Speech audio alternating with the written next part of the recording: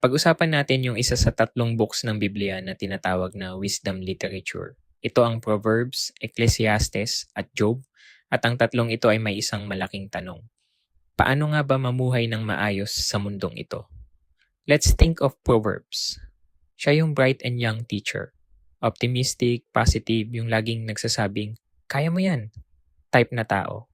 Ang advice ni Proverbs, pursue wisdom. Kasi, based on Proverbs, if you live wisely and use wisdom, you'll build a successful life. Gawin mo yung tama, work hard, maging disiplinado at lahat ng ito ay mapapalitan ng reward. Hard work and good deeds equal successful life. Happy ending.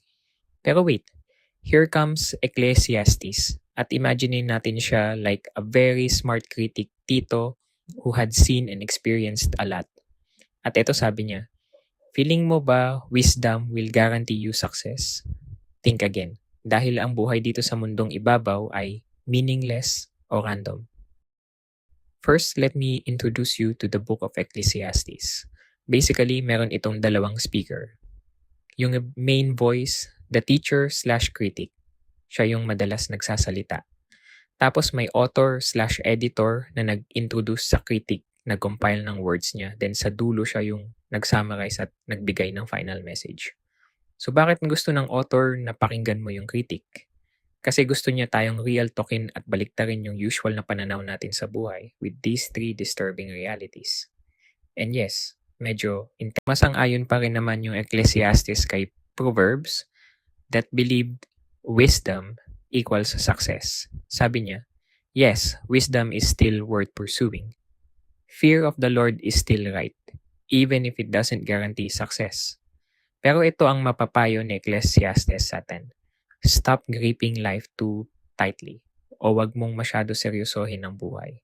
Since di mo kontrolado lahat, stop trying to control everything. And instead, hold life with an open hand. Kasi ang totoong control lang natin sa buhay ay our attitude toward the present moment. So instead na puro worry, puro overthink, puro pressures like dapat sa age na ganito, meron na ako nito, ganyan. Stop worrying and maybe it's better if we enjoy the simple things in life tulad ng lokohan at tawanan natin kasama ang mga kaibigan. Yung magandang umaga at hapon na hindi mainit yung araw sa balat. Yung malamig at night lights tuwing gabi. O kahit yung simpleng kainan kasama yung mga mahal natin sa buhay. Those simple things.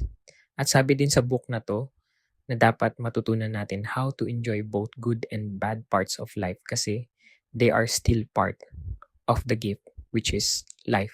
So, accept and just feel them. Tapos, di ba sabi ko, dalawa yung speaker sa book na to? Kasi listening to the critic might discourage you. Kaya sa dulong part, nagsalita yung author. Sabi niya, don't lose hope. Kahit na ang buhay ay parang usok, confusing and unfair, trust that it still has meaning. Kahit di mo gets ngayon, one day God will bring clarity and justice. So ano ang final take natin dito mga kids? Fear God and keep His commandments. At ito ang nilalaman ng wisdom literature of Ecclesiastes. Nag-enjoy ba kayo? Let me know sa comments. Salamat. Una, the march of time o ang takbo ng panahon. Ito yung sabi ng critic. Generations come and go. Yung mga tao sa nakaraan ay nakalimutan na.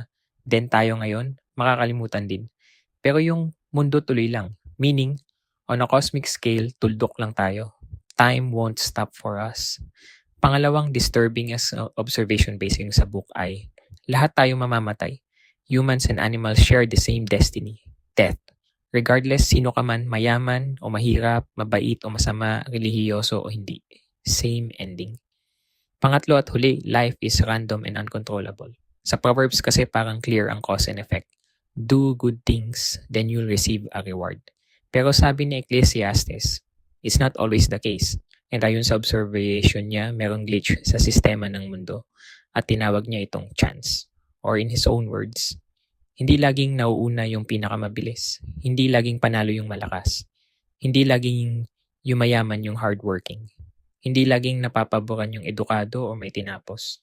But time and chance happen to everyone. So, ano yung point niya?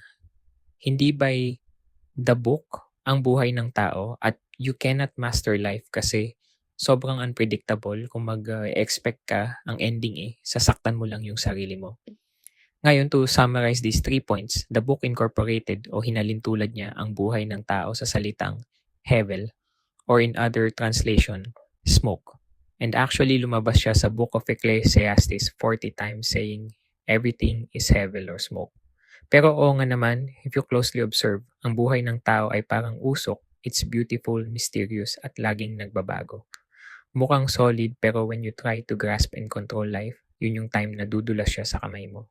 Pag nasa loob ka naman ng usok, hindi ka makakakita clearly, just like how our life is. So, hindi niya sinasabi na life has no meaning, but rather, ang buhay ng tao ay unclear, confusing, disorienting, and uncontrollable. So, anong gagawin natin? Surprisingly, hindi natapos ang librong ito sa ganitong ending.